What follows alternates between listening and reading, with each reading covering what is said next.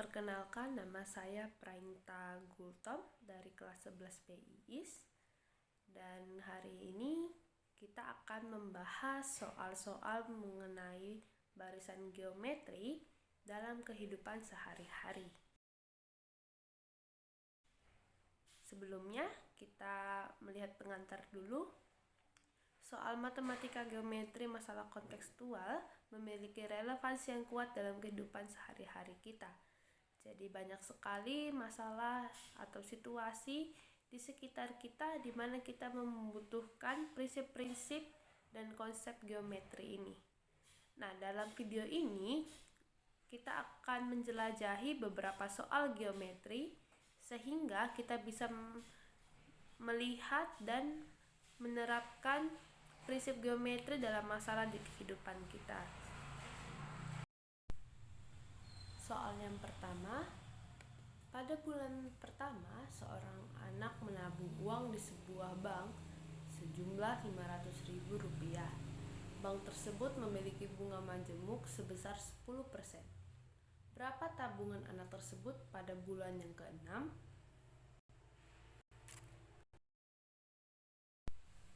Nah, di sini diketahui bulan pertama anak tersebut menabung sebesar Rp500.000. Kemudian tabungan anak tersebut memiliki bunga majemuk sebesar 10% tiap bulan. Berarti A atau suku pertamanya yaitu Rp500.000 dan rasionya atau bunganya itu sebesar 0,1 karena 10% dijadikan desimal sama dengan 0,1. Yang ditanya berapa tabungan anak tersebut pada bulan ke-6. Maka di sini kita menggunakan rumus bunga majemuk yaitu UN sama dengan A dalam kurung 1 tambah R pangkat N, di mana U-nya ini adalah U6 sama dengan 500.000 dikali 1 ditambah 0,1 pangkat 6. U6 sama dengan 500.000 dikali 1,1 pangkat 6. 1,1 pangkat 6 ini menjadi 1,771561. Kemudian U6 sama dengan 500.000 dikali 1,771561. Maka kita mendapatkan U6 sebesar 885.780. Berarti kesimpulannya, uang tabungan anak tersebut pada bulan yang ke-6 sebesar Rp885.780. Sekarang kita lihat soal yang kedua. Ani memiliki seutas tali. Ia memotong tali tersebut menjadi 9 bagian membentuk barisan geometri. Jika potongan tali terpendek adalah 3 cm dan potongan tali terpanjang adalah 19.683 cm, maka panjang tali Ani semula. Nah, di sini kita mengetahui bahwa Ani memiliki sebuah tali. Jadi talinya itu dibagi menjadi 9 bagian. Nah, berarti jika potongan tali terpendek adalah 3 cm, berarti tali yang terpendek ini yang ukurannya 3 cm ini itulah A-nya atau suku pertamanya.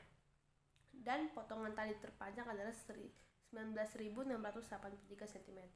Nah, berarti tali terpanjang ini merupakan bagian yang paling terakhir. Nah, atau bisa juga kita sebut sebagai suku ke-9. Berarti di sini kita bisa mendapatkan bahwa suku pertama 3 dan suku ke-9 itu adalah 19.683. Nah, sekarang untuk mencari panjang tali Ani semula, kita harus mencari dulu teman-teman berapa rasionya. Untuk mencari rasio, kita bisa menggunakan rumus UN sama dengan A dikali R pangkat N kurangi 1. Nah, yang UN di sini, N-nya yang kita pakai ini yang tali terpanjang, yaitu U9. Jadi U9 yaitu 19.683 sama dengan A-nya tadi apa? A-nya 3 cm kemudian dikali R pangkat N kurangi 1, tadi N-nya itu 9, maka jadi 9 kurangi 1, 8, jadi R pangkat 8. Berarti akar 8 dari 6561 sama dengan 3. Jadi kita sudah mendapatkan rasionya 3. Kita memakai rumus Sn, yaitu Sn sama dengan A dikali R pangkat N kurangi 1 per R kurangi 1. Nah, S-nya ini karena dia tadi 9 bagian ya, talinya itu berarti S-nya ini sama dengan S9 sama dengan A-nya itu 3, terus R-nya R pangkat N itu berarti 3 pangkat 9 dikurangi 1 per 3 dikurangi 1. S9 sama dengan 3 dikali 19.682